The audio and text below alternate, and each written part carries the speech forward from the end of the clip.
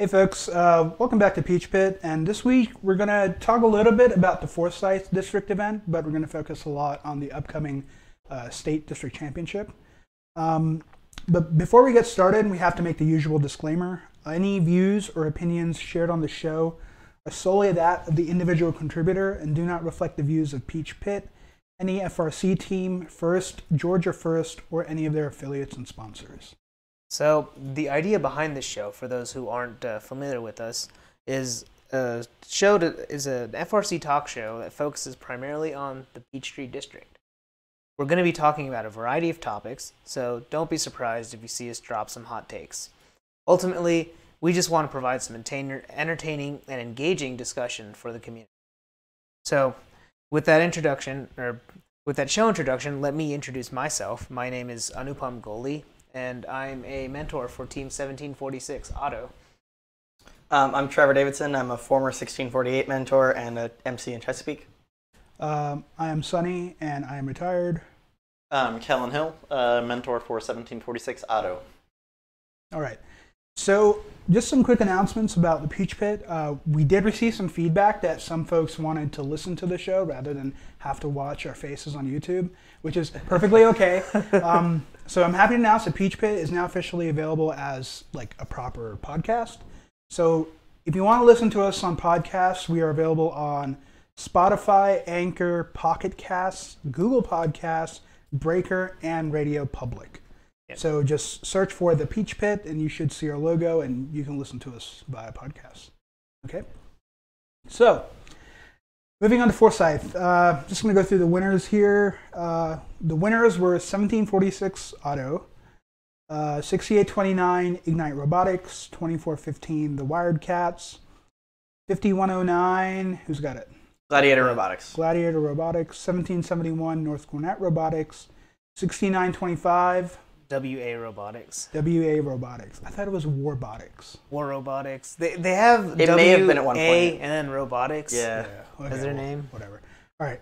So the Chairman's Award winner, 4468 Fernback Robotics. Fernbank Links. And the Engineering Inspiration Award winner went to 1746 Auto as well. Lots went down at Forsyth, and there's probably a lot to talk about, but I feel like the one topic we have to talk about is sort of the G20 debacle that went down, right? So for those who aren't aware, and there's a lot that's sort of transpired in the last maybe 48 hours. Yeah. So I'm just going to kind of catch everybody up real quick, right? So in finals match 3, right, 69-25 was playing defense against 68-29. Right, and the defense was kind of intense, but nothing really out of the ordinary. And 69-25 entered 68-29's frame perimeter. 68-29 has a cutout in the front of the robot. I think it's probably worth mentioning that, at least from what we've seen in the video, they didn't rise up to go into the frame perimeter. It was simply their bumper was in the cutout. Yeah, so you can see it in this video here that they're not like climbing on top of 68-29. They're just kind of getting in at an angle so that they enter that cutout. Yeah. And that drew one G20 call here. And then I think about maybe 40 seconds later. Yeah, about 40 seconds later, we're going to see them draw another G20 call. A little bit later than that. A little bit later. Maybe Like around here? Yeah, around here. Yeah. So for those of you that are kind of keeping up with the scoring, one G20 is a yellow card. Two G20s is another yellow card, which is then, by rules, a red card. So you can see the second G20 is going to happen right around here. Yeah. Yeah, there you go. So, so that was kind of a difficult situation because it did decide the outcome of the match, essentially. And it swung the match results and the event results to the 6-seed alliance, right? So that was kind of already a lot of drama because G20 was probably being called a little bit too heavily, right? I don't think there's even a probably about it. The blog today was First take on it, and I don't remember I don't think it's even happened before that First has come out and said, we messed up in trying to enforce this rule more. Right.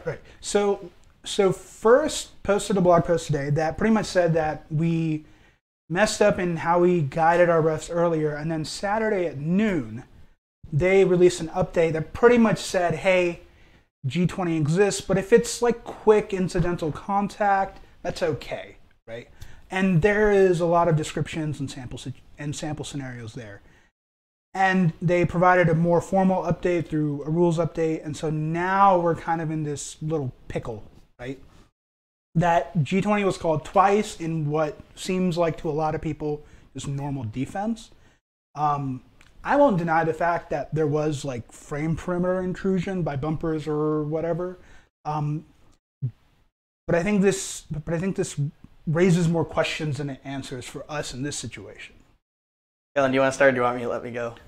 I think via the amount of changes that have happened to G20 this season, I think how that call was made was along one of those lines for G20 this year, that yes, there was frame perimeter or contact within the frame perimeter, as Sonny mentioned, and as you saw in the video. But in my mind, that just because you're playing defense doesn't mean any damage or contact caused was entirely intentional. Anything in my mind, obviously the letter of the rule is a different thing, and I like to imagine the Georgia refs were calling it as best as they knew.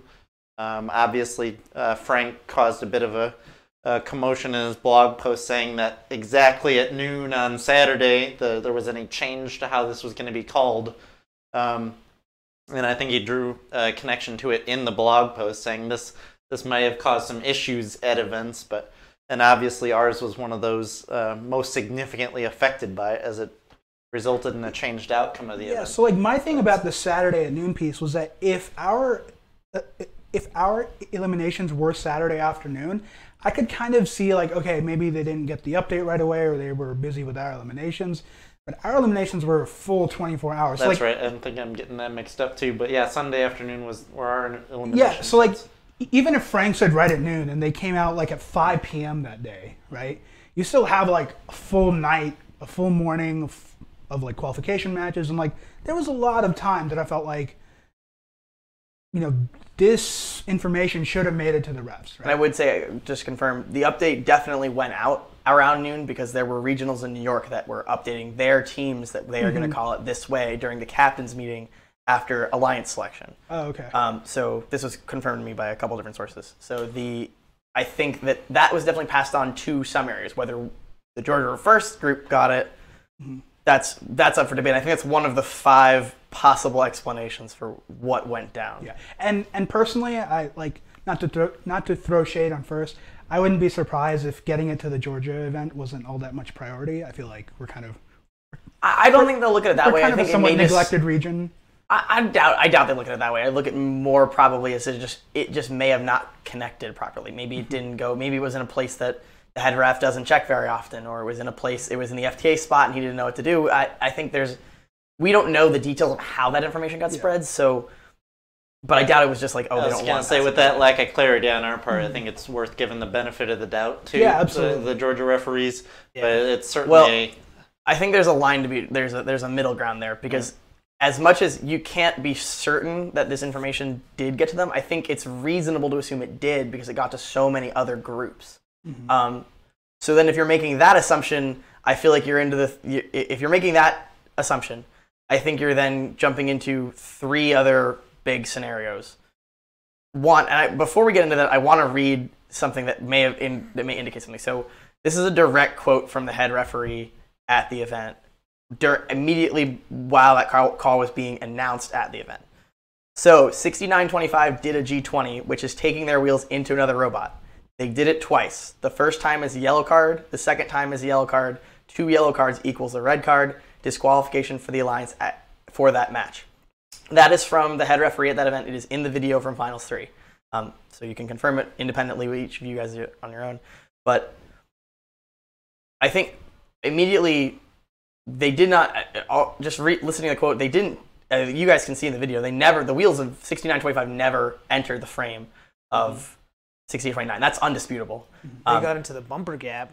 Right, but it was their bumper. But I mean, and I believe no damage was caused via that. Which we can't tell from the distance we're at, but based on the fact that 6829 seemed to operate more or less unperturbed, I don't see how you can reasonably make any kind of argument related to G20 and double down on the fact that you're watching that play happen. 69-25 is driving blind basically because 68-29's is facing, they're both facing towards their own driver station, and the contact is perpendicular to what 69-25 can see. So they don't even know that they're in the bumper frame of 68-29. And 68-29 is the only team that could know this. And they're also, it's not 69-25 chasing 68-29, they're both going head on to each other. So I don't know how you assign deliberate to that in any reasonable way. Yeah, so like my thing about deliberate is we have this rule that you are not allowed to tip another robot, right? Right. And typically the way that deliberate is measured is that when the robot first becomes unstable, what does the defending robot do? Do they go in or do they back out, right? And so in this situation, I felt like there like really wasn't a lot of like digging in and like really going in there. They might have gone in for a second, but then they backed out to kind of, hey, I don't want to get this pin count or whatever. Right. And so I agree with you that, they probably couldn't even tell. But more to the point, I didn't feel like they knew that they like wanted to be in there. No way. And they weren't in there for enough time to, I think, be deliberate. Right. And I mean, even and the excuse that playing defense at all would indicate you want to deliberately make this kind of contact. No, a defender's goal is to never break your robot, or at least very rarely is it. It's definitely not in this case. It's no question about it is to just stop you from scoring. And there's no question that they 69-25 in my mind did this entirely legally. And so you have to ask them, the question is, did the refs just not communicate this between each other that this was not the right call, which I have a hard time believing because they had the talk at the end of the match? Or did they choose to interpret it differently than either the rule update that first provides, or that they were considering this deliberate, in which case, either case, you really have some bad judgment. And like, I've worked with this ref queue multiple times, especially last year. They were fantastic. So I don't know how you get to this conclusion. And it's disappointing on my end. And I'm sure it's even more disappointing for the teams that were on the other side of this. And I know you guys, and winning on a foul is never you want to do. We benefited from the situation, and by no means did anybody on our alliance come out of that in a positive mood. If you were at the event after the head ref made that call that Trevor read out, there was crickets for a solid 10 or 15 seconds. It's the quietest I've ever heard at an FRC event, and by no means do we take any pride knowing that number one alliance beat us by the numbers. So to win on that kind of call is not the way we want to win. Nobody does. And I do believe that this is, there's only one other call that in recent memory I can remember. It's the Australia call from 2017 where the couple human players got down from the cargo ship after a volunteer had opened it for them, and they both got given yellow cards and their alliance was knocked out. That is the only call I can think of that's on the same kind of plane. And at least this one, there's a little bit more gray area, but I gotta think you're gonna use your judgment better than this. Yeah. What is it with Otto and lately just having controversy, right? Like Grits just this past season. Otto is controversy. We have like a match that disappears from the FMS. Gainesville this year, we had the 14-14 incident, and now we had the red card in Finals 3. Like, ever since I joined this team, we just have controversy. I mean, it goes back. 2017 Gainesville, the infamous replay for the trigger pad happening with 63-25 that caused the replay in that series. That controversy is just a thing in first in general, I think, but this is particularly. I think rough. One thing that could have been better about it is that just the lack of transparency around this thing. So like the head refs and the refs were communicated one thing, but I want to know why something wasn't communicated to teams that said that, okay, refs are going to be calling it a certain way now. Because I think we could have avoided so many issues at many events with G20s if teams were informed of this new way of calling things. Yeah, I'm not a huge fan in general of refs and inspectors getting like slightly different information than like what teams get, because a lot of competitive teams are really pushing a lot of boundaries, right? So whenever they push a boundary and all of a sudden there's this invisible rule that pops up, it's like, hang on, what is going on here? I'm working my butt off, my team's working my butt my team's working, their butts off. The students are working hard. Why is this in front of me now, right? And honestly, as far as transparency goes, I kind of hope that Georgia First sort of takes the lead on this and says, hey, we looked into it. This is what happened, and this is how we're going to make sure that it doesn't really happen again, right? Yes. And I know that people are like, oh, you're like looking for somebody to blame. That is the furthest thing from my intentions. I think right now I just want to know what happened. Right. None of us have any idea really. Yeah. And I think until this gets resolved, it'll continue to be a point of like question, controversy, especially leading into district championships. Yeah, this is the worst week it could have happened. Because like if the refs believe that they called it properly and like everything's good, then I think teams at district championship need to know that, okay, defense, you got to back off a little bit. You can't hit them in their gaps, things like that, right? And I mean, ultimately, I think one of the bigger things that I mentioned there were 5 scenarios. Mm-hmm. I listed 4. I think the 5th one is the rule update that's been provided today was not the same as the one that was communicated to the referees earlier, and that's where the disconnect is.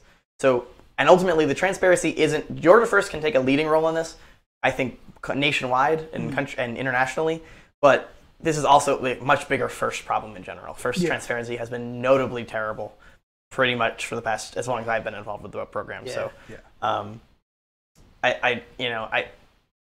You take what you can get from this, and I think there's some small things that Georgia First can do to try to make up a little bit of this and remedy the situation a little bit, but there's not that. I think until they explain it, I don't think there's anything else major that they can do. Yeah. And I'm not really looking for like more banners to begin at. I just want to understand what's going on. Right. Well, the points would be nice too. I think we established that 1771 and 5109, they're solidly into district champs, but maybe you give them 10 points anyway because what if they need it for world championship? Yeah. And 6925, I think we looked at it earlier. They would be at 47th in the district now, which technically wouldn't be in, but let's say a couple spots get passed down. I'd say give them the 10 points anyway in case that they do get an invite for district championship. I think you've got to be. I think that is the easiest thing to do at this point, and I know they have a way to influence that process. The rest of it, I don't think you can give out new banners, and you certainly can't take them away from the teams that did technically win. Yeah, that's for sure. Okay, so hopefully they get this changed around for district championships, and I mean we're 2 days away from practice day and drivers meetings and all that. Load-in is tomorrow night. Yeah, load-in is tomorrow. So. Speaking of load-in and district championships, we are at a new location this year, Lake Point Champion Center in Emerson, Georgia. Right. I will start off with, I don't know what it may or may not be a hot take. I was personally not a huge fan of the UGA venue. I felt it was, more than anything, it was just cramped, right? Like, if you were standing outside your pit, like, watching what's going on or, like, talking to somebody, you were in the walkway, pretty significantly, right? So Lake Point Champion Center seems to be a bit more of a convention-style setup, right? So I think we'll be able to see kind of like what the Peachtree Regional was back in the day. So a lot of space, a lot of venue. Rumor has it we're getting a full practice field as well. I think literally everyone I know is excited about that. Yeah, 4188. So we'll just go ahead and give them the district chairman's award right away. Like when they walk in, this is yours. Thank you. Thanks for the practice field, guys. Yeah. So any thoughts about the new venue, or is it just? Yeah, I think it's only a positive. I mean, I think the benefits of being in Athens, I think, would have been more if there had been teams that sprung up in the area. I think you would have had more of an argument. But the fact that no teams sprung up the area and that this is a much larger venue not only bodes well for growth of the district, but also helps with, I think, travel costs and the event. I mean, the event space is just better. Like, I never thought from a stands perspective it was cramped, but it was always awkward, I think, as a team, from a competing team standpoint. Yeah. I mean, and like, even for like the premier events for your district, right? Just thinking about how someone would get from the front door to the stands, from the front door to the pits. Right. It was really convoluted. You had to walk through that tiny stairway to get to the pits. It's like, come on. Like I think it does say something when your first 2 district events during the season are better events than, like, venues than your district championship. Yeah. Which I think Riverside was a better venue than district championship. I agree. I think this venue will have space for days. I'm curious to see what bleacher setup they have. From looking online, again, for the convention style building they have, Seems like there's going to be absolutely no lack of space, so I'm interested in seeing what the setup is. Hopefully it's convenient for both teams and those in the audience to kind of get out and about around the event. And I feel like convention-style setups also really helps people move between the pit and the stands much easier, right? Yeah. Which might be a pro or a con depending on how you look at it. I am a rather large person, so having to constantly go back between the pits and the stands, right? You're in the pits and then you want to go watch matches. It's kind of a pain in the stadium-style setup because usually you have to go in, around, you come out on the opposite side of the stands for some reason every single time. Yep. And after you've done that for 15 times, you're just done. Yeah. Like the stadium style seating at like Athens was really good for watching matches and like putting the showcase on the field.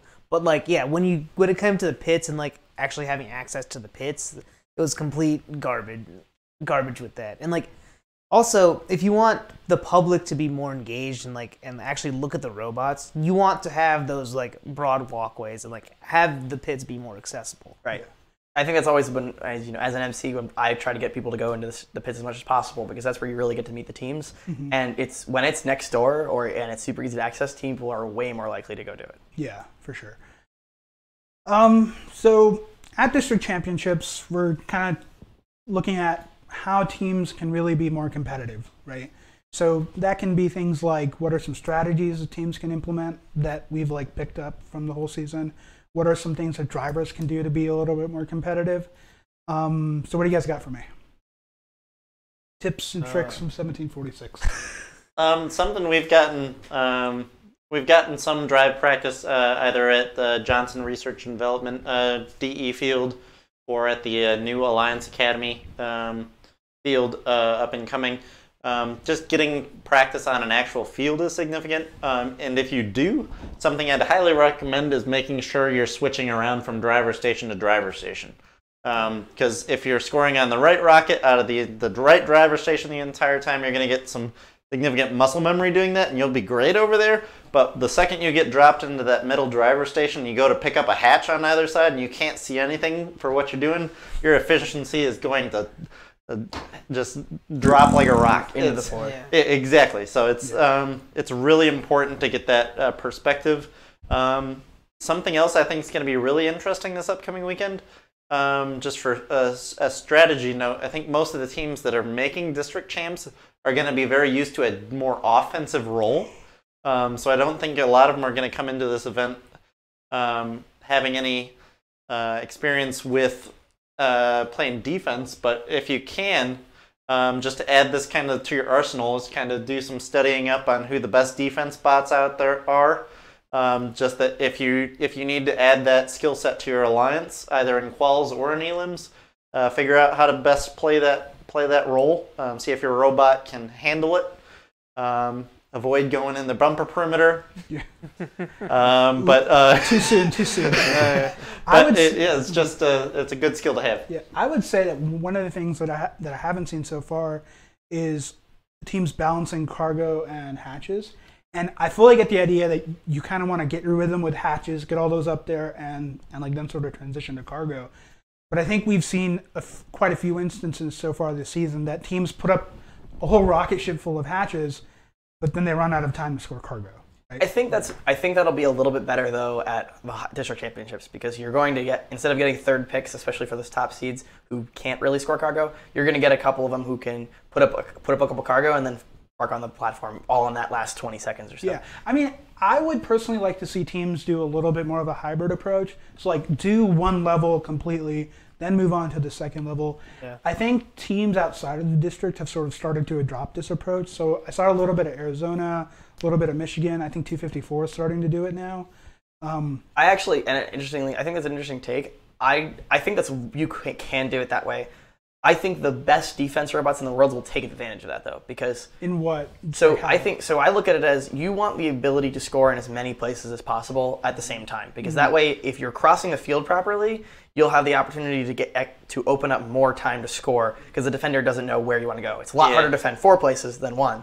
If you make a concerted effort to always fill up any available location to score, then you're far more predictable in Alliance. That's something our Alliance addressed, especially with our skill set and 6829 skill set of being fairly proficient at both hatches and cargo for the both of us.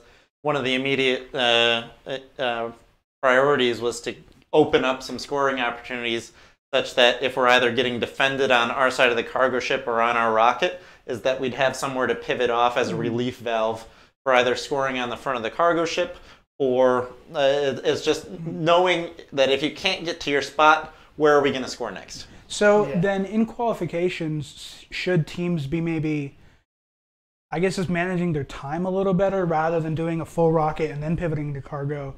Look at maybe getting like 2/3 of the way up and then pivot to cargo, like things like that? Yeah, I think you can. I think it depends, right? Anupam, go ahead. Well, I was going to say, like, in qualifications, it depends on what you're trying to do, right?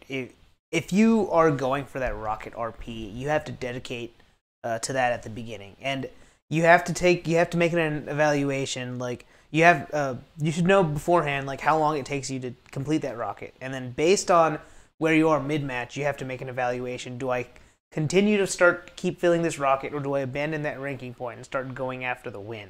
In which case, that's when you peel off to go and score cargo or score in other places that are more available to you. Yeah. I think the earliest, if you're going to do that, though, if you're starting on a rocket, you shouldn't definitely not place any cargo until you've got at least 2 sets of hatches up, because that way, even if you do score a couple cargo, you still have the cargo score and you have the 2 hatch score, so you have as many options to score as possible. And I think the way teams, what's going to separate the good teams from the great teams is going to be the ability to manage defense. And by that, I don't just mean like get around it when it's, blocking your way to the rocket ship. I mean, hey, my alliance partner, can you help me out here? Set a bump and run play where you basically cross the field at similar times, and the team that's not being chased basically bumps the defender to open up more time for the offensive player. And if they can do that properly and really switch sides of the field and not lose too much momentum, that's how you create time and space for teams to score. And so that's, I think, the high-level strategy that you're going to start seeing at district championships and worlds across the country. Right, but I don't think we'll see that too much in qualifications. I personally think qualifications is going to be more about working together on the same side of the field. Right? Probably, yes. So like, I see a lot of teams that are almost there when it comes to full rocket, right? Maybe halfway, maybe 2/3. So I think the big thing is just even 2 robots working by themselves on the same side of the field, they're going to trip up on each other, right? How do they handle defense? Do they do counter defense? Right? So I think the one example I have that I personally saw was I'm an alumni of Team 540 in Virginia. I was at their deep run event this year as an MC, and they played with Team 977, the Comet Bots. In that same event. So basically what they would do is the Comet Bots would hatch up the rocket as much as they could, and 540 would score cargo to kind of fill in the spaces. Yeah. You do have to have a little bit of time, synchrony, to sync up your times pretty well. But once you do, it's pretty easy, especially if you leave cargo ship space open, then when you don't, maybe say 977 is a little bit behind on a level, and they just need to get one more up, and then 540 doesn't have to worry about kind of placing it weird. They can go throw one in the cargo ship and come back. That's pretty good. And the other thing to do is, as long as you're pretty clean about how you pick up the cargo from the depot, you're going to have that opportunity. So teams that, I think this is maybe the one biggest attraction of the Everybot is most of the time when it's picking up cargo, teams tend to spray the cargo right in front of their loading station. If you have the right mechanism, that doesn't happen. So that's, I think, how you get that combination to work the best. Yeah. And I think timing is pretty important, because I've seen Walton try to tag team the rocket with a few teams. Just, Walton's coming into the hatch panel, that team's backing off from the cargo, slot. And in a perfect world, that team should see Walton coming and stay up against until they pass. But, I think it takes some good drivers to really watch the field, to say, hey, I've dropped this off and I'm going to stay here to let this team pass me. And hopefully we have some of those at district championship. I mean, we have the best teams in our district, right? So that's where in our last 2 qualification matches we were able to complete rockets, and we did not complete them by ourselves in either match. It took collaboration. Our first match we did it with 4112, who was able to help out. They had some battery issues in the match, but we're at least able to help out with. I think it was 2 cargo in the low level. Yeah. It's easier for teams to kind of help out earlier on while they're scoring on different faces instead of causing congestion on only the cargo face after the entire thing's been filled up with hatches. So if you're going to do it, I'd recommend it earlier. I would also like bring up qual match 56 at Forsyth. Yeah, I think we're about to talk the same thing, but go ahead and pull up the match and say what you're gonna say. So I was gonna show this up, but this is where like we had two higher level, so 1746 and 6829 combined to get this rocket RP, but with also a defender.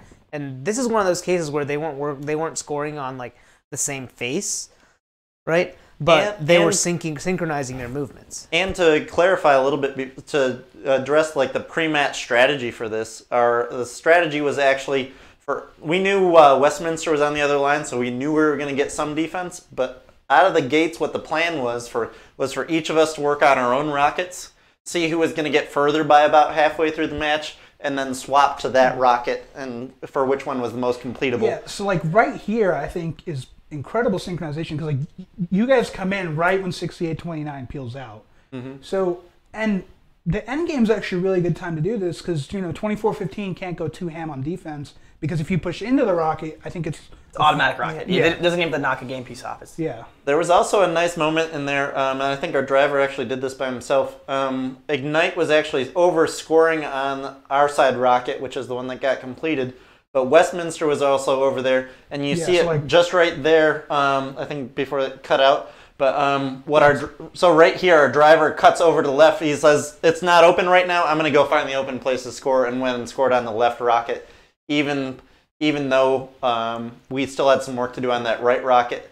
We were able to kind of go and score elsewhere while traffic was over there on the right side of the field. I think that's kind of the way you have to approach this. Like, if you want two robots to work on the same rocket, you have to work on both rockets, kind of, and then start to work on the one that's more progressed. But the rocket on the other side, still has scoring positions, so you can rotate out to throw off defenders, or like if you need to cycle over and score more pieces while the other is placing a piece. And that's ultimately how you play the high level strategy. I kind of wonder, like, right there, when we look at it, you see the cargo ship is completely untouched. Right? Yeah, it's all about that ranking point. Yeah, it's all about the ranking point.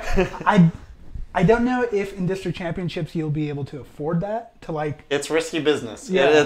There are going to be some interesting calls for teams solely playing that ranking game and putting a win at the mercy of pursuing that ranking point. But at the same time, I think you might have a better third partner that round. Mm-hmm. And it's not like that alliance was complete slouches either. You had the number 2 overall pick, you had a first round pick of the 8 seed, and you had 2415, who was one of the better defensive pots. So it's not obviously, I don't think it's necessarily a high caliber district championship alliance, but it's not too far off either. Yeah. Mm-hmm. Yeah.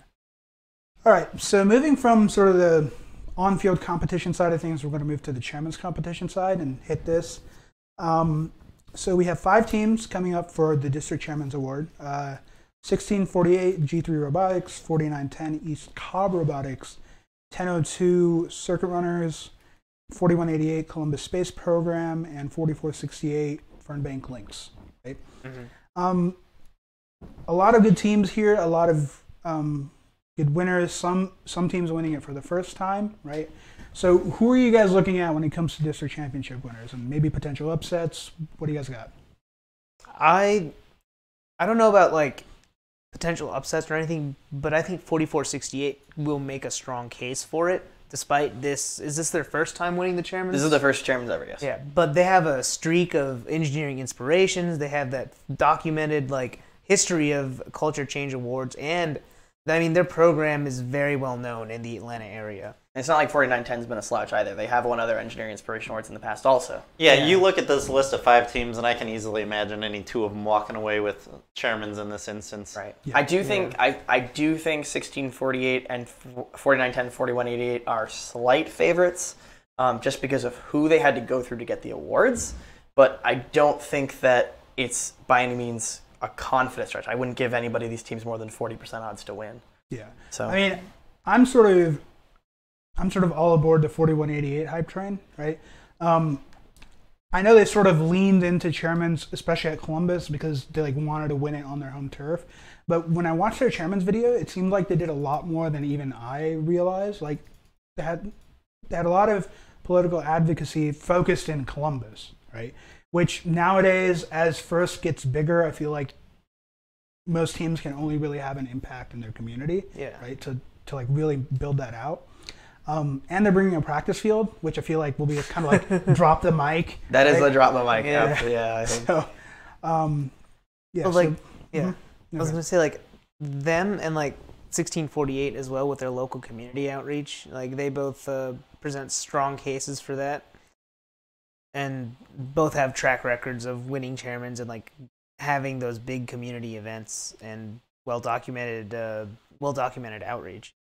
Ultimately, I think it's gonna come down to who presents better that day. I think because all these teams, we said this earlier, all these teams could win. I don't think it's even, I would be only slightly surprised if 4468 and 1002 were the two teams to win. I think just about any other combination is totally within reason. Yeah. All right, so that was our quick chairman's chat. So now we're actually going to move on to a little bit more detailed look at the district championships, and we're actually going to start with our top 10 teams.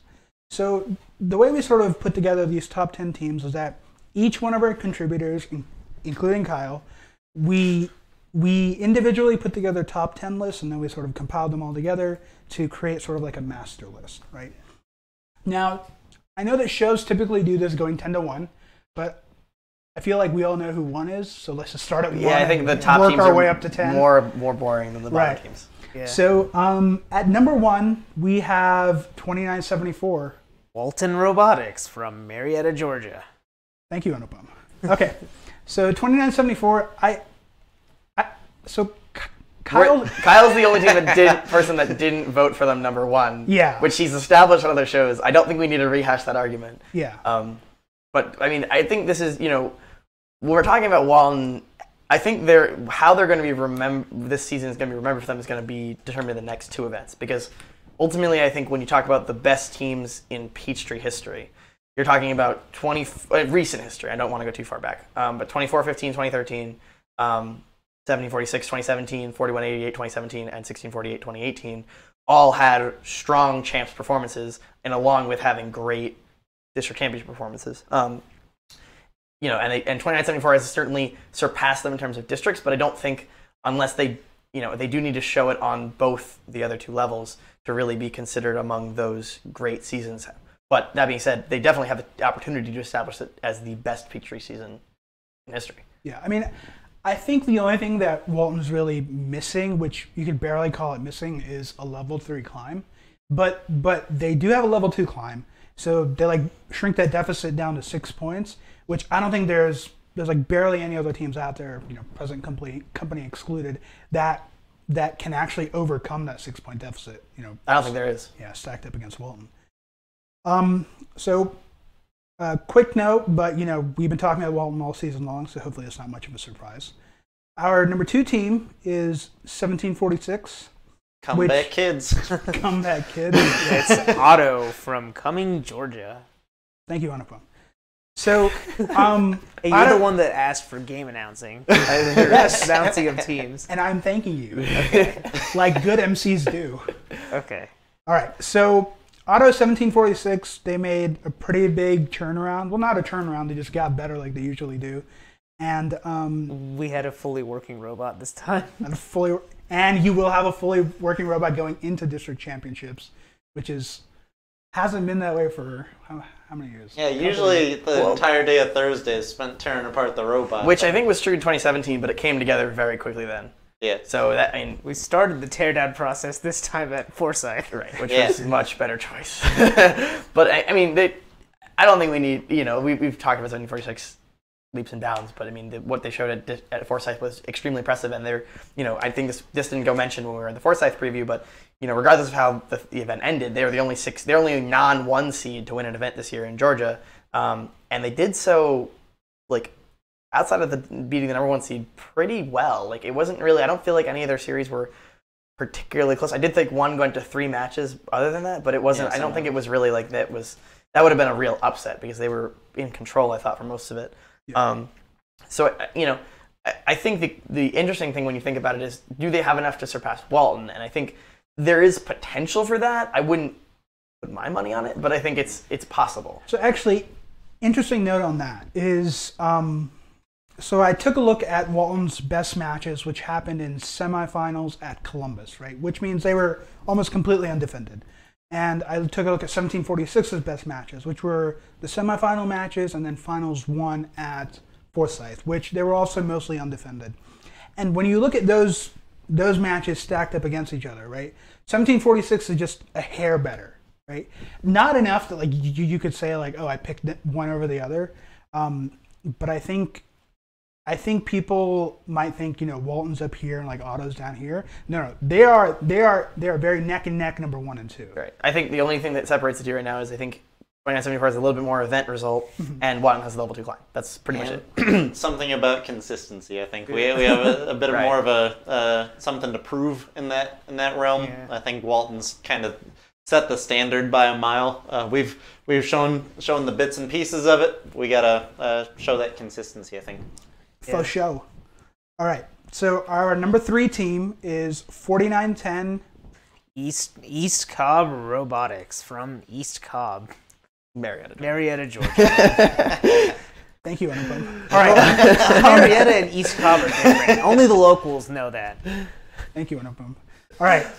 So East Cobb Robotics, they came right out of the gate. They had this purple-looking robot that looked like they worked pretty hard on it. I think. No crap. So I think they are among the best, like all-around robots, right? So hatch, cargo, level 3 climb. Yes. Right. Which is why I personally put them at number 3 myself. I personally put them in number 2 above Otto because of that level 3 climb.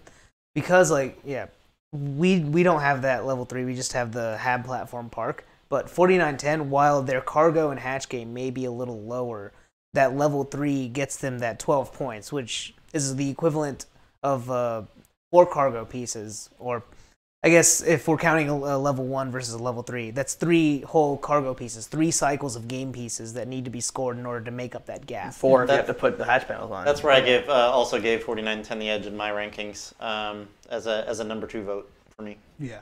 And I mean, I think 4910 has definitely been getting better. Like, probably not like leaps and bounds like you see with 1746. But I would say last event, they were definitely better than their first event. Yes. And so I think their cargo game at this point is competitive, right? It's not going to blow anybody out of the water, but hopefully they're really honing in on that hatch game. Which I think they have. Yeah. Like, that was, I think, my biggest takeaway from Columbus was they were really placing hatches at a level that I could see them partnering with another quality cargo score. Like, it would not shock me at all if 4910 and 6829 came together in a qual match and filled up a rocket at all. Yeah, I don't. So. Yeah. And I think because of the level 3 climb and that they are, I think, the highest rated level 3 climber on our list, I think they're the favorite to seed number 1 of this event. Whether they will or not, who knows? But yeah, luck of the draw for those qualification matches, I think. Right. All right, so moving on to our number 4 team, we have team 1414. From Atlanta, Georgia, it's iHot.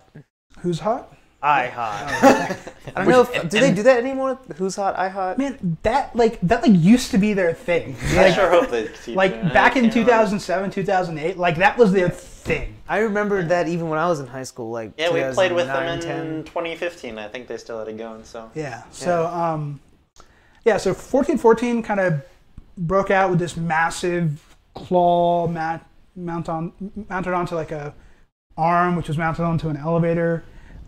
So they are once again a all-around robot, and they had a bit of bad luck at Gainesville, but they did end up winning the Columbus event, right? So thoughts? I think people may be surprised that we had them below 4910. I think our concerns are mostly that I don't think their hatch game is up to 4910s right now. And they looked a little bit slower in elims, but also, like you've talked about before, especially you, Sonny, mentioning that once you get that first win, it's kind of a weight off their shoulders. Mm-hmm. So it wouldn't surprise me at all if they came out and were pretty clearly the best level 3 climber at District Championship. yeah, and that's I think the consistency they've shown for that. There are a number of teams that have shown that consistency between 40-26, 14-14, 49-10. The consistency of that level 3 climber, having the all-around game for cargo and hatches. Yeah, my money is certainly on those two of 49-10 and 14-14 to be that top seed coming into Saturday afternoon. Yeah, my thing with 1414 is I don't really know what it is, but I feel like they don't move around the field with as much intensity and as much like raw power as much as somebody like 1746, right? Now nobody moves around the field with that much intensity, but even when you compare them against teams like Walton, 1771, there are moments out there where I feel like I'm kind of like, come on, get going, like I don't know what it is, and I feel like I even saw it last season where they were just hesitating a little bit more. They were a little slower than they should have been. So that's why I personally put them below 4910, right? I feel like they have very similar robots. I just don't see 1414 really pushing it, right? Which, I think they'll get that with more practice, and like the qualification matches at district championships are going to make them push their robots to the limit. Like Columbus calls were one thing. Like these district championship calls are going to be another whole monstrosity, and if they're going to have to rise up to that challenge if they want to get into those top seeds. It's worth noting that they are currently on an 18-match winning streak, so they had not lost at Columbus. So. I will eat my words then. All right. Yeah. Our number 5 team is 1771.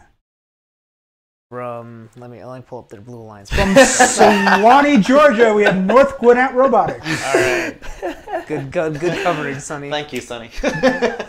You got it. All right, so 1771. What do you guys got? And I competed against them this last weekend. I think they've shown their mettle. I think they mostly would. Yeah. Well played. They got off to a bit of a slow start with a couple losses, but coming through that with their really strong cargo game and just knocking out that level 3 climb almost every single time.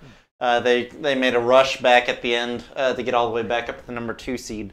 They're a team to watch out for. I think they're one to kind of show that intensity.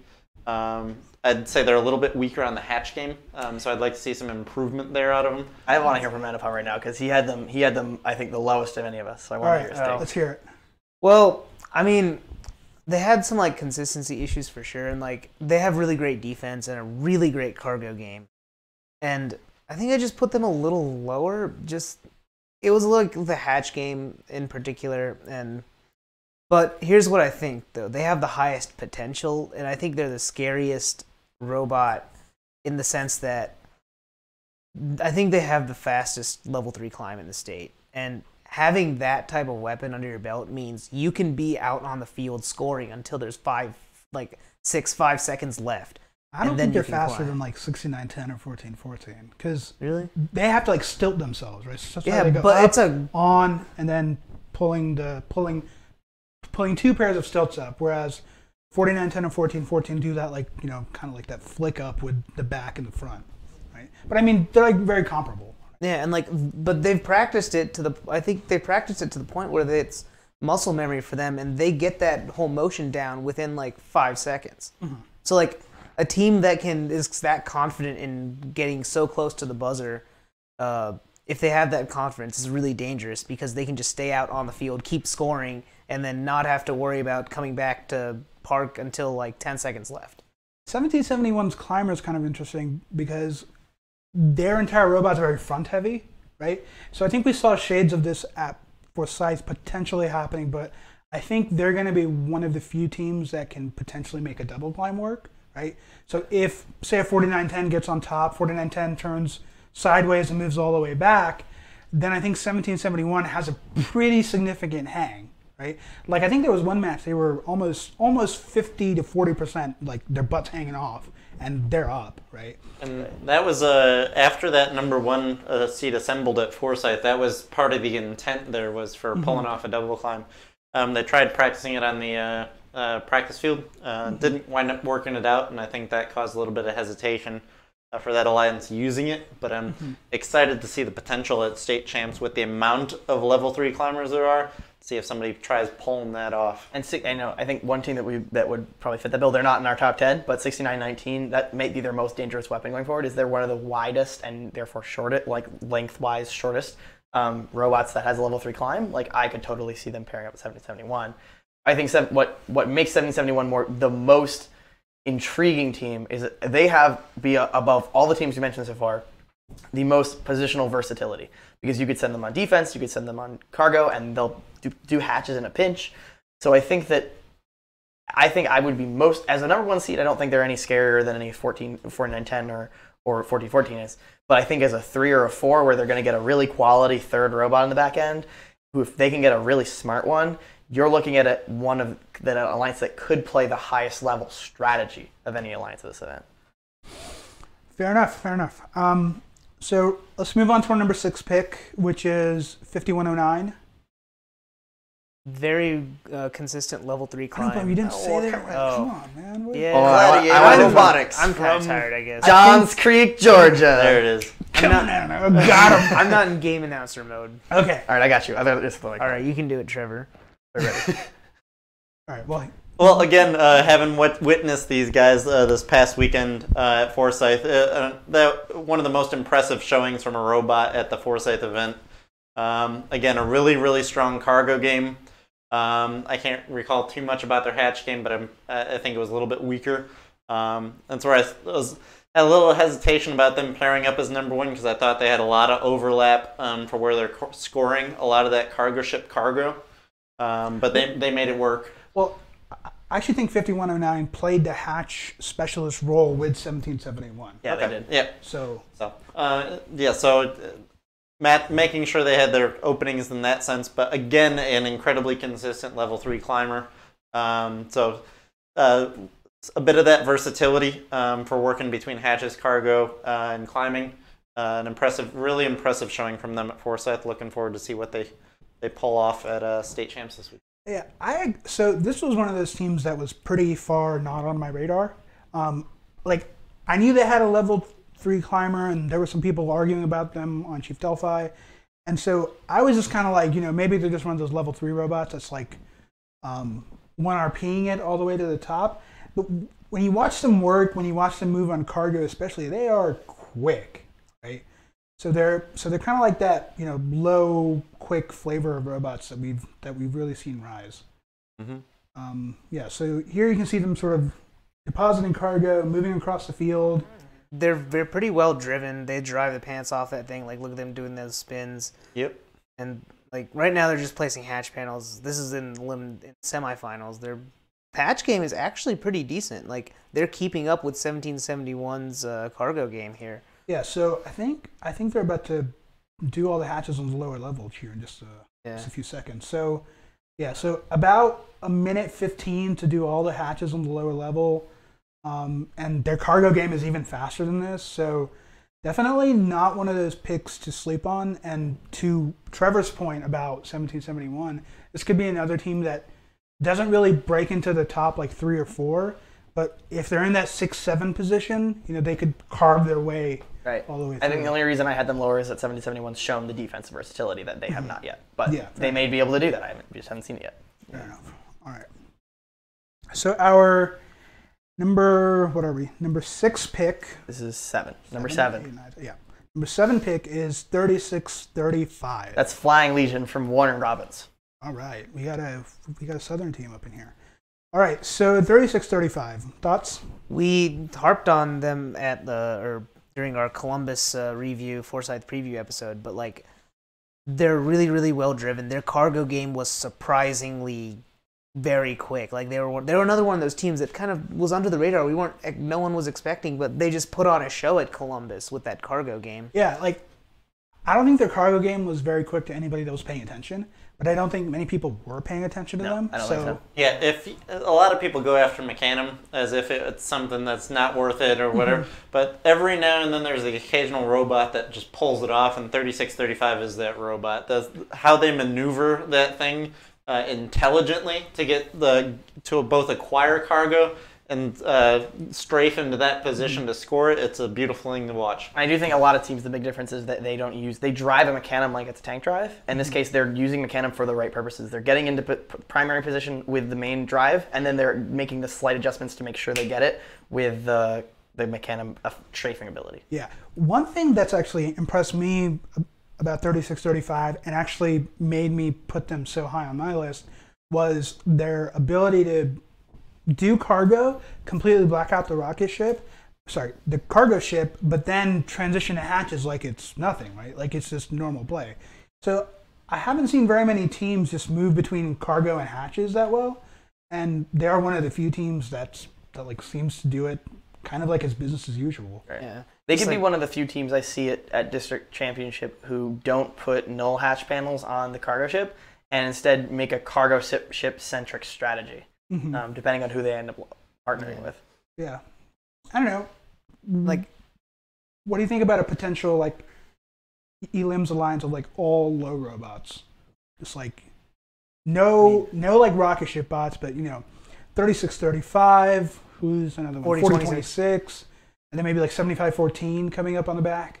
Yeah. So I I will think say- you could work something out like that. That if it's some rotational thing for either 2 robots scoring at a time, 1 rotating to defense, just for continually rotating. 2 of those robots could fairly well fill out that first layer with a bit of help from that 3rd robot rotating back on offense. I will say defense. this past weekend I was at the Blacksburg district competition up in Virginia, and the winning alliance was an alliance of the primary scorers were 619 Cavalier Robotics and 346 Robohawks. Both of those robots are level 1 scorers only for the effect of the 619 could score on level 2 for cargo, but that's it. Yeah. They couldn't do any hatches up there. And they won the event, and I'm not going to say they won it comfortably, but they did very well like the whole time. So I think, can you see that? Yes, I think it's going to struggle to match the ceiling that these district championship top end teams will reach. So I think could I see like for example if like 5109 and 3635 pair up, I think they're going to have trouble outscoring teams. That means maybe, but if let's say they end up with 771, like that's pretty dangerous. That's really dangerous. Yeah, fair enough. Okay, so our number 7 team is 18. Number 18, whatever. Number 8 team is 1102. That's Megan Magic from Augusta. All right. So I honestly had these guys rated a little higher on my list because I think I was going more off of like their Gainesville performance than their Columbus. I think they took a bit of a step back at Columbus, maybe trying to change some things, but that's what I thought. I saw the potential for them. Like they pulled off a level 3 climb a few times. They didn't have it quite working at Columbus, but they had the pieces, and I think they just need a solid Thursday practice day to like get all their things working and get everything set. Because if you look at their driving, like their driver knows how to drive that robot. And they can play the game, they can maneuver around the field, they can score pretty easily. Yeah. It's just that their mechanisms were kind of holding them back at Columbus. yeah, I will say I do think they are among the fastest cargo bots out here. They are one of the few teams that really knows how to drive the mechanisms. I still don't feel like they are entirely comfortable with a hatch game, right? The claw that they have is a little shaky when they move a little bit too quickly. So it seems to me like the hatch game is where they're kind of struggling to really find their, find their grip. But hopefully they have something that works for that. I think the biggest thing was that at Columbus, one of the biggest things was they faced defense significantly for the first time, and I think they're not. My take on their robot is that it's not about the speed, it's not about the driving speed, and it's not really about the mechanisms. I think it's mostly about the drivers aren't perfectly comfortable scoring under defense. And I think once that happens, you're going to see the kind of leap that they took last year, where they will jump into this top tier because they clearly are fast enough to be there. Yeah, and that's where I compare them to like a 14-14. They just need to smooth out some of the kinks, I think, on the consistency of the level 3 climb. Yeah. But like defense for 1102, I feel like this year has been rougher than last year because of the lack of safety zones. Yes, 100%. So like they get lined up, they're perfect. They get hit from the side and they go for a ride, right? I know they have that butterfly octanum system. I don't know how much they're using it to actually lock down like in position, but I've seen more than one occasion where they get kind of pushed around. Yeah. So that was a big reason why 4026 was able to beat them in the first round in Columbus, was Yeah. that they were pushing around the field the whole time. Yeah. So you really like to see 1102 get in a situation where they're deemed the secondary most important robot and they can really flourish. And so a situation if they find a way to seed number 1 and end up with 2974. That might be one of the most dangerous combinations out there, I think. yeah. That's where, like this last weekend in Forsyth, we had made the comment playing with 6829. We had a pick your poison alliance where you could play defense on one of us but not the other to kind of let them go crazy scoring on the other side of the field. So I think we're going to see a lot of those dangerous combinations, both through qualifications and certainly in elims this upcoming weekend. So our number 9 ranked team is 832. Roswell, Georgia. Oscar. Right up the street from here. All right. Yeah, actually, literally very close. So 832 came out early. They came out fast. They had a great cargo game. They had, I would say, a mediocre level 3 climb, but it did the job for them. Yeah. It looks like they have some pretty big changes coming up. Like not they're like redesigning everything, but I think they have a new hatch mechanism. I think they have some better elevator control to make them a little bit more nimble on that front. Yeah. So what are you guys expecting from 832? I really just hope that they sped up that climb. Like, they need to speed up that climb a little bit more, get a little bit more time on the playing field before they bolt over to get that level 3. Because like that level 3 will get them that ranking point in qualifications, right? But when it comes to eliminations, you need to be on the field as much as you can to keep scoring, to work on that winning margin, or to like play another round of defense. You can't just get away with, spending the last 30 seconds of the match trying to get up there. But I'm confident, or I'm hopeful that with these changes that they actually worked on that as well. Yeah, I am personally kind of hoping that they pick up their hatch game, right? Because right now they're kind of like a level 1 cargo bot. That's their zone of focus. I think if they add that hatch game, that'll really open up a whole different avenue for them and like let some other teams take care of cargo, and they can really expand their horizons. Right. Yeah, and that's where I have Oscar in a class of robots. That's a really solid level 3 climber, and then has that single specialty along with it. At least currently, I'm also very interested in seeing what skill set they're adding, because I think it's been a few weeks. Yeah, they haven't played since Albany. A few weeks off, so I'm interested in seeing if they come in with some interesting changes. I think I was the only person of our group to not have them in the top 10. I had them 11th, so we're not talking far off here. I think my biggest concern compared to the rest of the field, and that's before these changes, so this is entirely looking at just their Albany and Gainesville performances, was that I really felt like they pretty much have only shown capability of scoring the cargo ship. And I think they haven't, and it's not with the hatches either. It's pretty much just with cargo. So I had concerns that they were a little too one-dimensional, especially with a slow climb, that when you were building an alliance around them, or with them, you'd have to build an alliance around them. I'm not saying that couldn't work, but I didn't see it getting even up to semifinals. Mm-hmm. If they can speed up things and they're a little bit more controlled and a little bit faster on the climb, and they do add the ability to do at least a couple hatches a game, that goes out the window. Then at that point, they have enough versatility where they can be weaponized and be effective.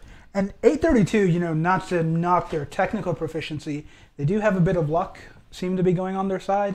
The past 3 years have all been quite good for them. Yeah, I just think about the past 3 events. Number 1 seed at DCMP last season, number 1 seed at Gainesville. 2 seed at DCMP last year. Because 1102 seeded first, pick 1648, and then 832 pick 6705. Right, sorry. Number 2, vying for number 1.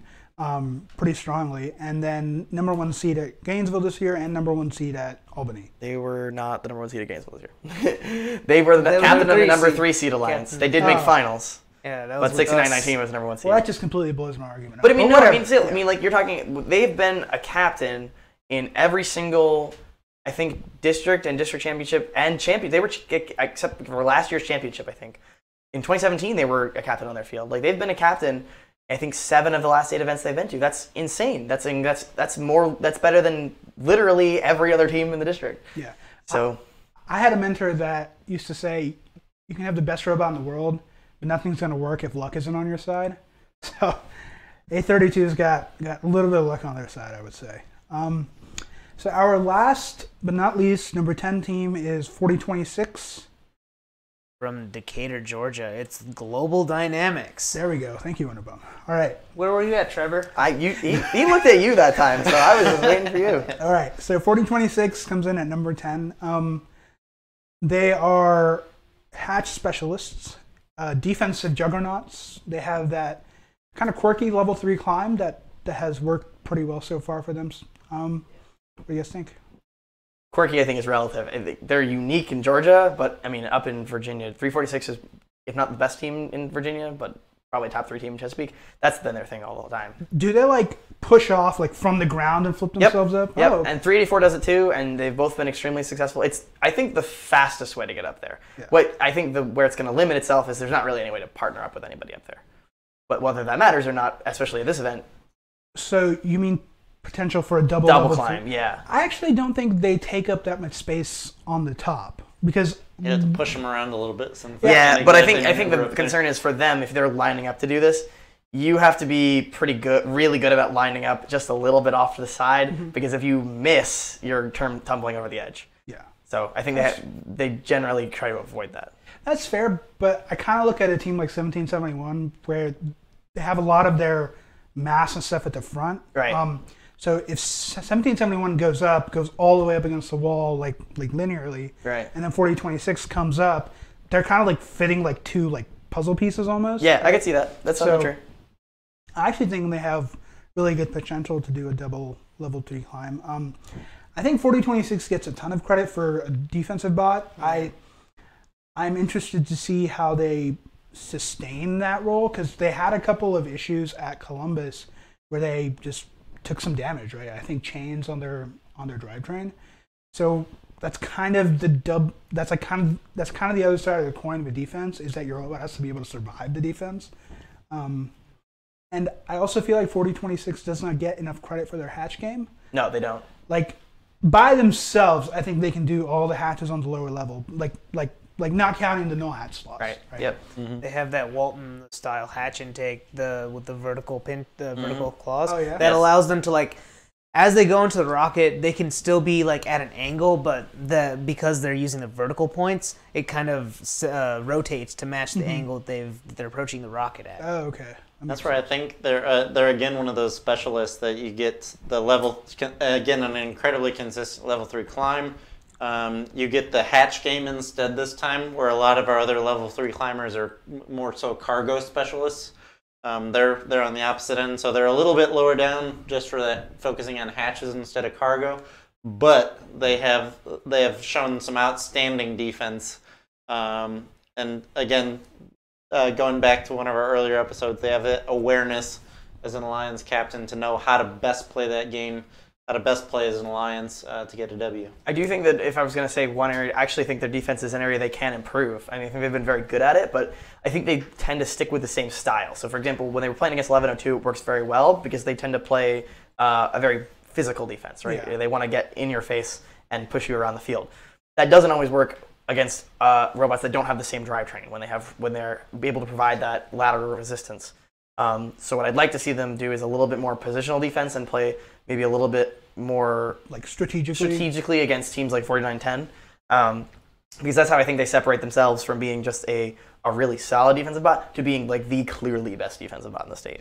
And I think at district championships, that could probably be the X factor. When you have all these good robots running around scoring, if you can do something to really up your defense game that other teams aren't doing, I think that'll make a big difference. Right. So, I mean, that's what I think. I expect the third bot to be the most is they're going to contribute something in Sandstorm, preferably a hatch panel, but something. Mm-hmm. They're going to play really killer defense, and they're going to be able to contribute on the other end when called upon. Not necessarily always, but when, let's say, especially at the end of the game where there's 20 seconds left, everybody's going to climb and they're coming back. Oh, wait, there's an open cargo slot. Let me go score that really quick and then get on the platform.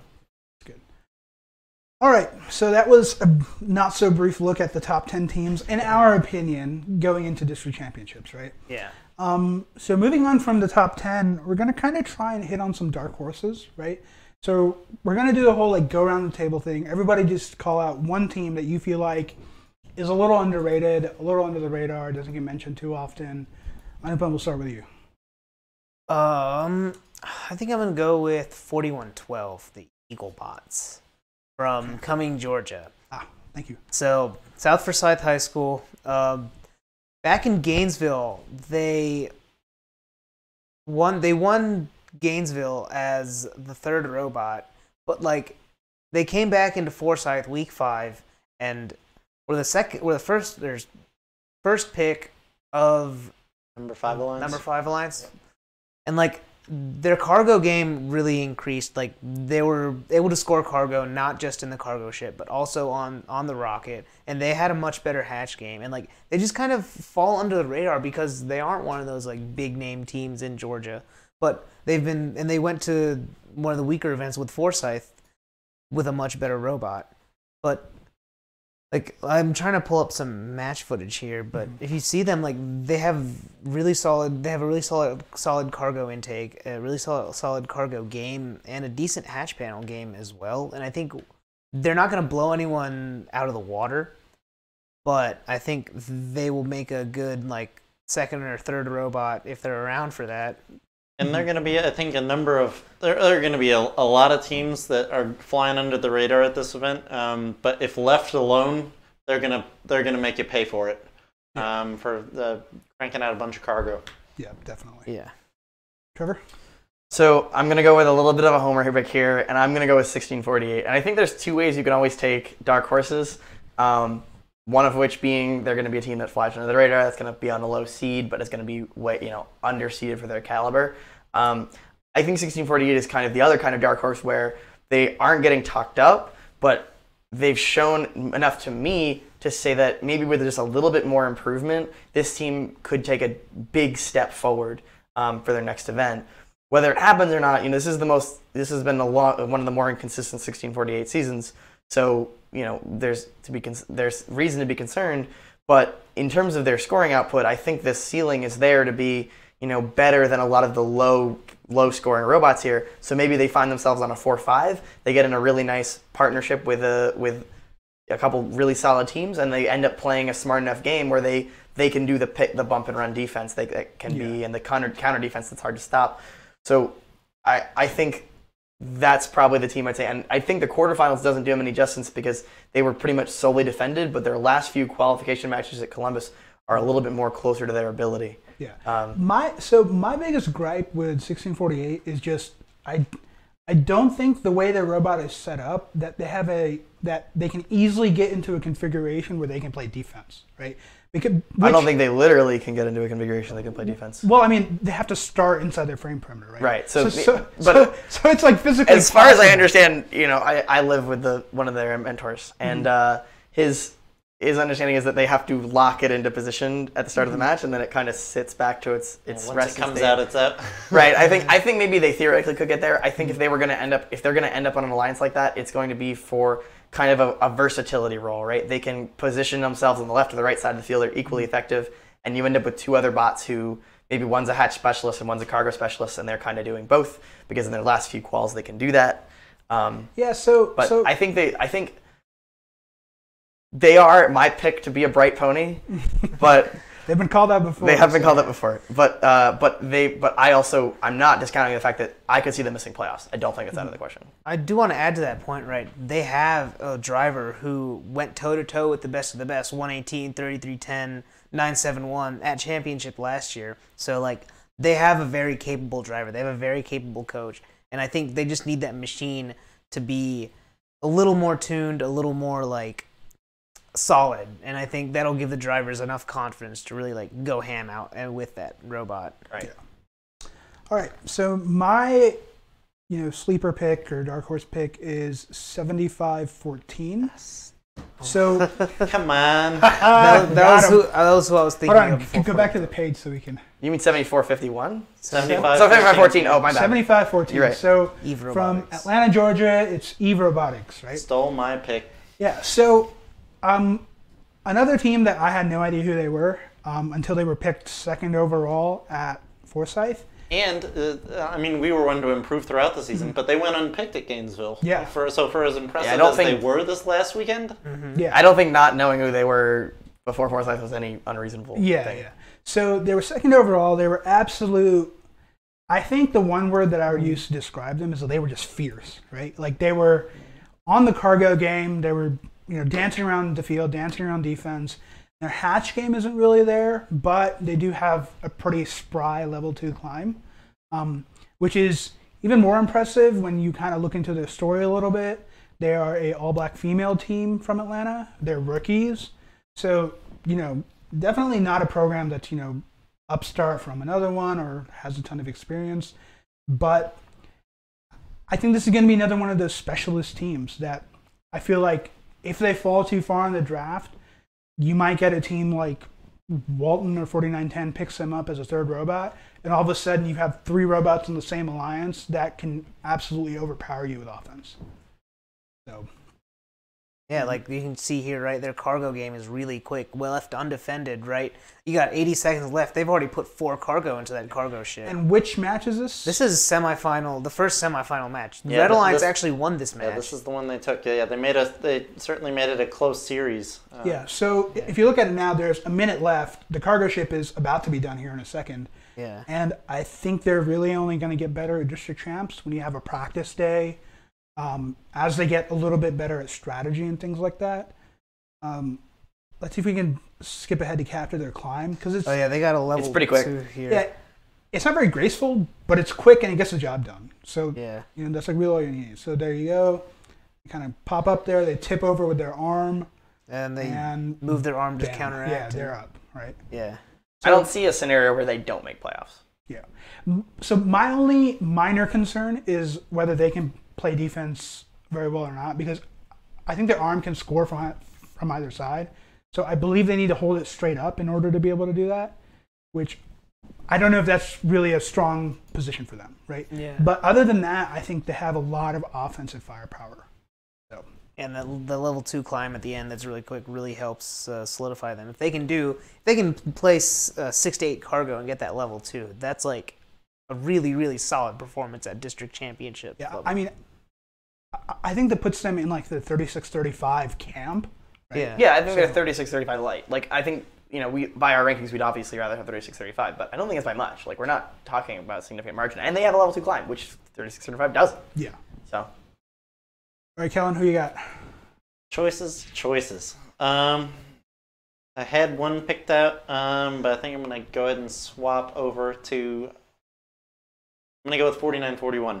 I think who, for the record, was the only other team in our poll to get votes. Yeah. So they were the 11th on our list. Yep. From Macon, Georgia, it's RoboBib. I think they're among one of the more capable combination bots. Yeah. Between hatches and cargo, I think they're going to be pretty dangerous. So not only can they cap out those goals with cargo, but they can open up a lot of scoring opportunities. Both level 1 and level 2, I believe, on the cargo or on the rockets. I don't think they can get to level 3. If I remember, I don't know if they've just not reached that far before.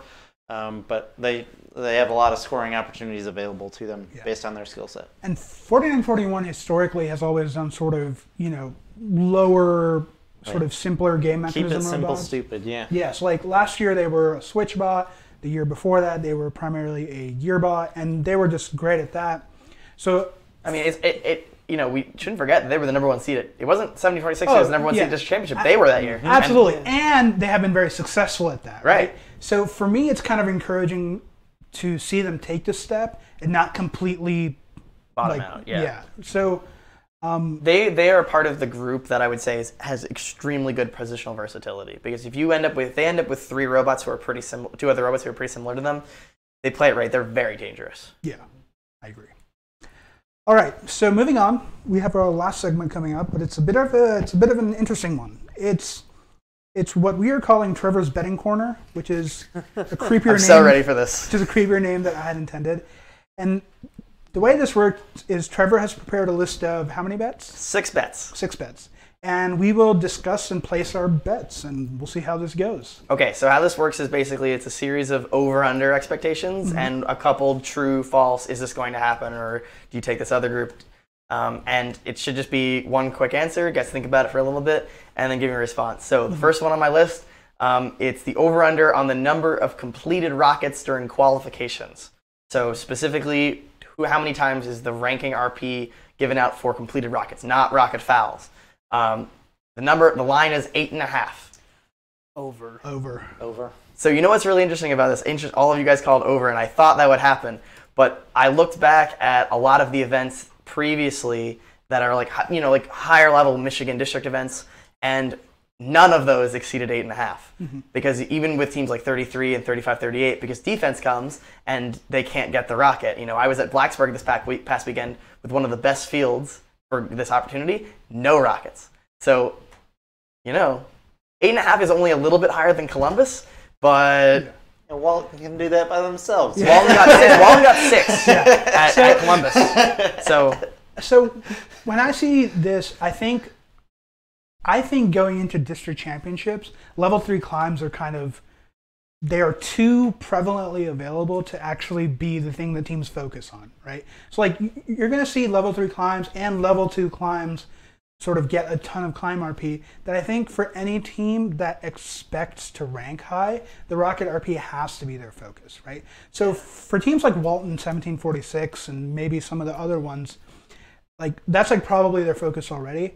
But I think even those teams that aren't really always looking to get the rocket, they're gonna team up. So like 4112 and 4941 walk into the same driver station. I think their primary discussion should be how do we get this rocket? Sure, but then you're also, and I was talking about before, you're gonna have to evaluate things before the match. We had teams at Blacksburg who were capable of getting, if not an entire rocket, multiple that were capable of doing this. Sometimes they just never ended up in the same match together, but also teams recognize that. It's not like the other side is completely unaware of this. If they know that if they let you guys go, you're going to get it, and that doesn't help them at all because you have to score more points. So I think there's going to be plenty of defense. I think that line is. I had it considered earlier today. I was like maybe 9.5, maybe 10.5, and I just felt like that'd be a little too high. Like I think 8.5 is going to be right around where it is. But there's so many offensive robots here that yes, you are going to get a ton of offense. But I feel like walking into a qualifications match, if I had 3 offensive robots lined up next to me, the first thing I'm going to do is I'm probably going to have a hard time convincing one of us to play defense. And the second thing is, I think the strategy that would make everybody happy is let's just go all out offense, all out assault. Yeah, I have a feeling that's going to happen. I think we're going to hit a mark somewhere where teams realize that the value of defense, and they're going to start playing a bit more often.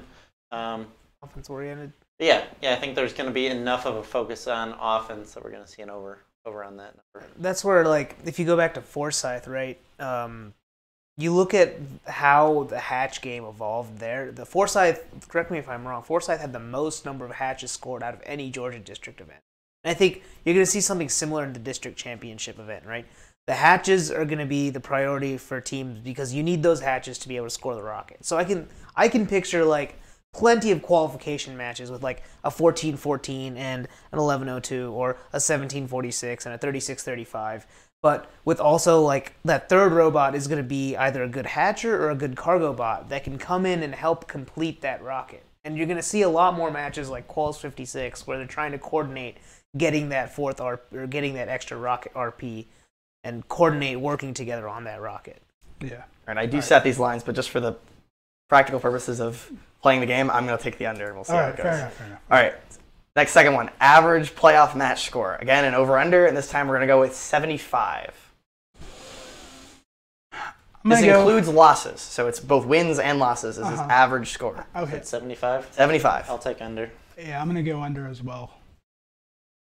Tough one. I'm going to go over. Okay. So the reason I go under is because I feel like when you get into eliminations, defense is just going to like be a mess. Like defense is going to be a big, strong mess, right? You're going to have the best offensive, best strategic. Sorry, you're going to have the best offensive, most strategic minds going to work on defense, right? So that means coaches from 1746, 1102, 4910, all these guys that know how to play defense themselves. I think they're really going to focus in on defense and try to stop the other team from scoring a ton of points, right? And plus, I don't think we've seen very many matches in total go above 75. So to say the average is going to be at 75 with half above, half below roughly. I think that's a big number. Looking at some other events here, we're down in the like 56, 58 range, I think. Well, so remember it's playoff matches. Yeah. This is playoff matches. So average match score at Columbus for one of our higher profile events is for playoff matches is 56, 57. So I think the level of play is going to be quite a bit higher with the depth of this event, but I think I'm safe with that over bet or that under bet. That's where like I want to disagree, just because like the depth of the event is going to be so. It's going to be such a deep event, right? You're going to have really good cargo bots, every bot's like 4701 and 7315 be available as third robots, and like you can stick them on defense, but they can also play offense. They're going to get a cycle or two of offense in there, and I think that is going to have the effect of driving that average playoff score up, because you'll have defenders that can also score a cycle or two here or there. They can come back for that last second shot. I guess, but and you have to remember a lot of the third robots, like even look at the 8th Alliance at Columbus. I mean, all respect to my bright pony, but that alliance was never capable of really scoring that much. Mm-hmm. You know, if you think about just if you fill the cargo ship to the extent you can with all null hatch panels, you do this maximum, 2 robots on level 2, 1 robot on level 1, and then you get 1 level 3, 1 level 2, and a level 1 in the end game. You're talking 64 points. If that's your baseline average score, I think 75 is well within reason. Mm-hmm. That's at least my yeah. So I'm taking the over on this again to kind of balance the scales a little bit. All right. So the third one. Oh no, where'd it go? I just had to open. Okay, I remember what it is though. So this one I think is a little bit different. It's I get an over under, but it's very different. What will be the sum? The sum of the last 2 team numbers in alliance selection. So that's the second pick of the second alliance and the second pick of the first alliance. What? If you add their team numbers together, is that number above 12,500 or below 12,500? What the? So he's asking like. No, I got it. Yeah. Yeah. So the first pick and the second pick, is there some above or below 12,500? You're pretty much asking if there's going to be a 5,000, 7,000 team or 2 6,000 teams.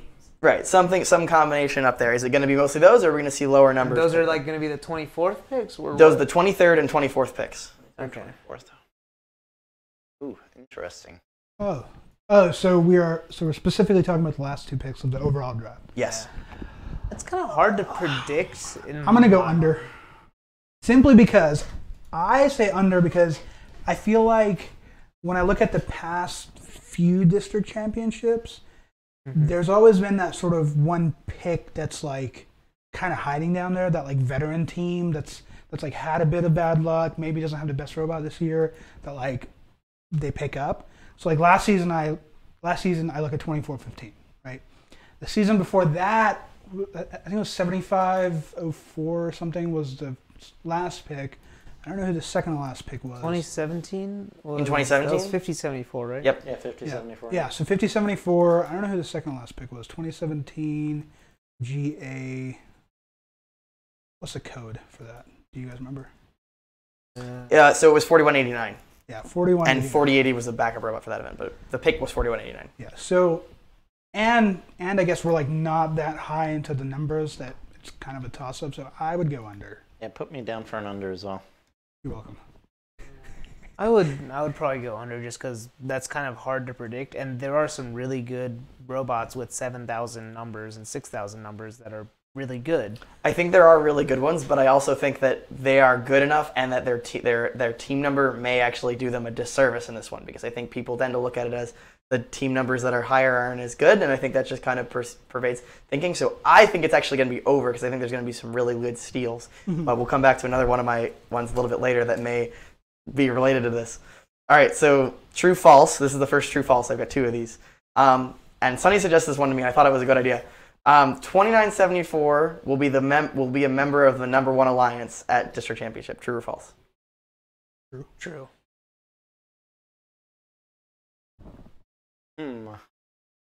So the way I see it playing out is, so I've like talked about how climbs are going to be so abundant that the climb RP is going to be pretty much meaningless, right? So in the absence of that, I see as Walton as probably the best positioned at the moment for the rocket RP, right? Granted, they're going to get hammered by defense, but they're still but I don't think they're going to get hammered much worse than 1746, 4910, 1414. So I think they'll be able to handle it, and I think they know that they're vulnerable on defense. I think they will take that number 1 spot. I actually think they will seed first, and that's why I said member of the number 1 alliance, because I do think that's a realistic possibility. I think that could happen. I say it's true as well, just because we've all seen how good they are. They've got that they're the highest profile team also in the district right now, and I think that works in their favor and against their favor. So they're gonna have more defense on them because everyone knows they can pull that rocket off. But I think when it comes to scouting and when it comes to alliance selections, because they're the most high-profile team that has the ability to do the rocket, they're going to be that number 1 selection. Whoever seeds first, whether it be 29-7 or whether it be 49-10, or whether it be some other team that got up there because they have a good level, more consistent level 3 and a luckier schedule. Yeah. Put me down for a false. Yes.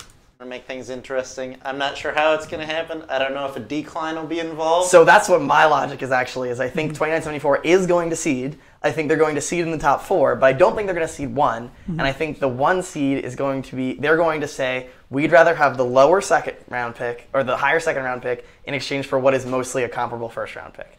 I don't think they're not worried about district points. So I think at first I was like, oh, this is obviously true. And the more I thought about it, I was like, I'm much less confident in that than I was even a week ago that happening. Okay, so the 5th one. Over under the number of every bot like robots picked in alliance selection. So this is a robot that from a stream's perspective looks very similar to every bot. I have the line at 0.5, so that means at least 1 would get picked in eliminations, and every bot type robot. So are we counting teams like 4701 as every bots who kind of... No, 4701 looks distinctly different from every bot, I would say. Okay, I'd say it has to be... visibly, you have to look at it and be like, that is clearly take everybody. one side, outtake other side for that. Right. I would say that's important, and then the hatch mechanism has to be the beak. Yeah. The beak, basically. I think when so that's 7883. That's 5840. 7315. 7315. Yeah. That's so 4193. Yeah. And so over is any of them make playoffs. Any of them make playoffs. Under is no, but didn't make playoffs. Yeah. I will personally take the over. I think at least 1 will make it in just by virtue of performance, getting cargo in there. They are going to have good enough numbers that a team who is focused on numbers is going to be like, okay, this is the team we're going to go with. Put me down for an over as well.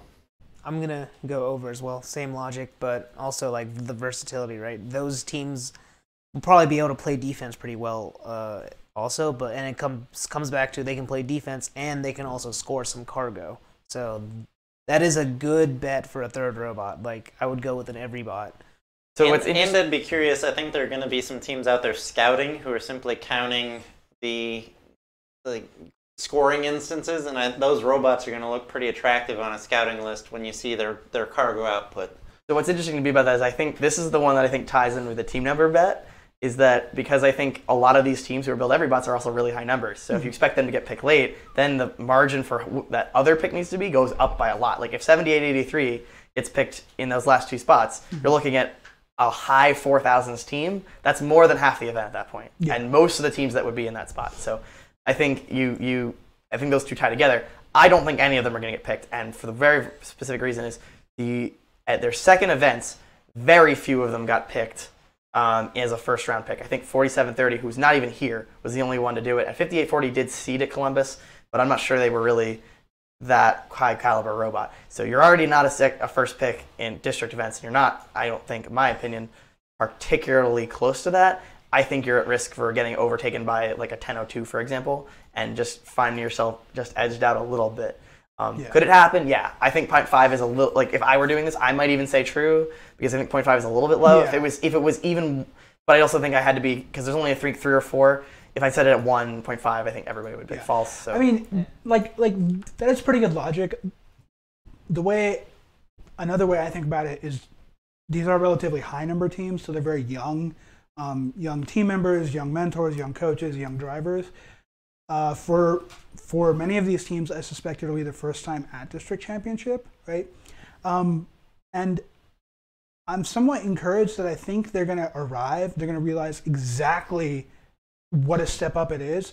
And I think at least a couple of them will sort of rise, right? just to say, hey, we have to drive a little quicker, drive a little smarter, and one of them, I think, will at least make it. I think that's fair take. Okay, so my last one, and this is, I think, my favorite of the three, and I think it's maybe the most interesting. This is a true or false. All three of the 2018 district championship winners, which is 1648, 1102, and 2415, will make the playoffs at district championship. Ooh. You said all three. All three will make the playoffs. True or false? False. I'm going to go with false as well. Yeah, me too, false. Wow. Why? I'm curious. So it's going to... I feel like, let's just break it down one by one, right? So we have 1102. Which I think was pretty clearly in. Like, I think they're... 1102 that's has the shown least the controversial. consistency, shown the performance. Yeah. 1648... 51, well, let's just do like ones that are securely in, right? I think 5109, strong all-around game. 5109 was 2415 was the district championship crap. winner. Yeah, 5109 was Duluth. Yeah, Duluth, so that was the okay. swap was between those two events. Okay, yeah, sorry. So you go ahead then. I was going to say, like, Completely wrong. 1648, they have the potential to make it. They struggled a little bit at Columbus, and if they can't, I honestly want to say it's 50-50 for them. It'll really depend on how, like, if they can pick up their pace and if they can, like, really put on a show with that cargo mech. And with hatch panels as well. They've started to get that hatch panel game going. But, yeah, they're a little bit more of a toss-up than 1102. 1102's guaranteed. Yeah, the 1102 is going to make it, I think. Yeah, but 2415... That's where I have them as a bright pony. Of course I think 1648 is going to make the playoffs. But I think 2014 is where this gets interesting. Mm-hmm. I think the fact that they have shown in two different playoff situations that they have a willingness to play defense will get them picked. Like, ultimately, I think that willingness and the ability to learn that and play defense, I think will put them in. I think they're by far the most precarious of the group, but I think they will make the playoffs. Yeah. For me, 2415 just sort of hinges on how much they improve in these 3 days between events. Yeah, they're quite a wild card. I haven't played with them this last weekend. We picked them for mainly a focus on defense, but there was an interesting case where they had a third level climber that was a bit unproven, so maybe they get that working. Defense is, again, a bit of a wild card. They have a tendency to kind of hop around a little bit, which... G20. Yeah, exactly. You got to watch out for that. So if you're watching Wired Cats, be careful. But so I mean, they can be really good. They can be a big question mark. So. Yeah, I mean, but when it comes to district championship, I just don't think you can afford to make that raw defensive pick, right? You have to have a robot that brings a good offensive game to the table that can pivot to defense, right? Yeah. Which is why, for me, 2415 needs to actually, ironically enough, show improvement on the offensive side so that a team and alliance brings that flexibility. But it's also the same reason why I'm not so confident about 1648 is because I don't see them as a first pick. And as a second pick, if you can't play defense as a second pick, it's like you're pretty much relying on the triple offense strat, which may happen. Yeah. But yeah, pretty much, right? So I think they're both in kind of a precarious position. 1648 needs to somehow figure out, in my opinion, how to play defense. And that's where 2415 offense. That's where I think 1648, they might have that niche role of they won't be a defender, but they'll be the counter defender. So I agree with that. There's a legitimate strategy. Are they heavy enough to play? Yes, no question about it, yes. 48's never had a problem. Well, last year we did, but... And by never had a problem, I mean almost always at the think about all those robots that I helped them out with. Oh my. Yeah. But flashbacks. No, they are kind of short, so you got to question. I guess it's fair. But I can see it be a valid strategy, right?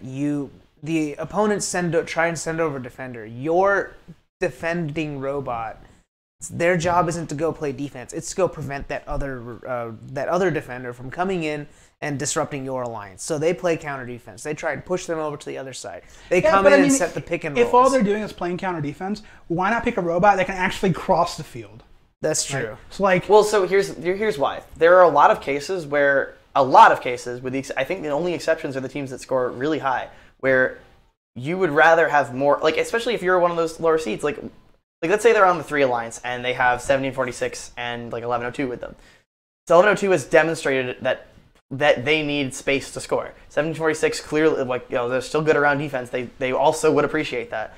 There are lots of teams at this event where the ability to take away their scoring is less impacted than their ability to score with less defense. So I think there's going to be a pretty strong argument for a lot of those 4 through 7 second-round picks, or 3 through 7 second-round picks, to play counter defense. Mm-hmm. That argument is less true, I think, with the 1 and 2, but I think it's still, I could see a situation where that still applies. Potentially. So I think that also comes back to your point, right? You want to have a defender that can also a robot that can pivot from offense to defense. And in G3's case, it could be that they pivot from offense to counter defense. Mm-hmm. And that makes it certainly easier if they play offense and play counter defense, right? Mm-hmm. You don't have to cross over to the other side of the field. You can like score your cargo, come over, set a pick and roll for your opponent to come and cross over, keep them busy, then pivot over to like that cargo ship. It's all right there, and it kind of helps them. I don't know if counter defense can be that dynamic, because I feel like the whole point of counter defense is to prevent congestion. And so once a robot gets behind your cargo ship, I feel like counter defense at that point is kind of like, now you're just trying to sweep up the mess, right? But yeah, I mean, I certainly get it. Just in my opinion, as like an alliance captain, I would not want to be strategically stymied by saying, okay, all 3 robots have to stay on the side in order to get anything done. I mean, honestly, that's why I do like very hypothetical situation. Seeing 1771 and 1648 play together would be, I think, a really like one of those things. That's one of those second round picks where I think 1648 would be really dangerous. So. Yeah. But all these takes have been pretty good. I think I took the contrarian view on each of them, and I have under for the completed number of rockets, over for the playoff match score of 75, over for the total sum to be 12,500 or greater, false for 2974 to be on the number 1 alliance, the number of every bots to be picked to be under under a half, so none, and then all 3 of the DCMP winners to play playoffs. I think that's true, and so the consensus is the opposite for all of this. Yeah. Well, good show. All right, so our next show, which will be our last show for this season, will be next week. We're going to talk about district championships and talk about the teams that made it to Worlds and see, what they're going to see and what they're going to face. Okay. Yeah. Before we end, any closing thoughts? Any closing comments?